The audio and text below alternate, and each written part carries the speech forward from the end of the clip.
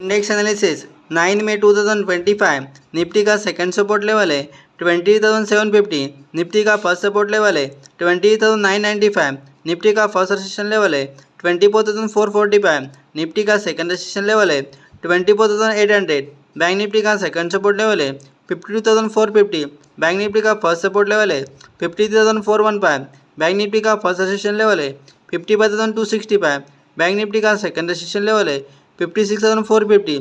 Pin Nifty का second support level है 25,085। Pin Nifty का फर्स्ट सपोर्ट लेवल है 25,550। पिन निफ्टी का फर्स्ट रेजिस्टेंस लेवल है 26,415। पिन निफ्टी का सेकंड रेजिस्टेंस लेवल है 26,965।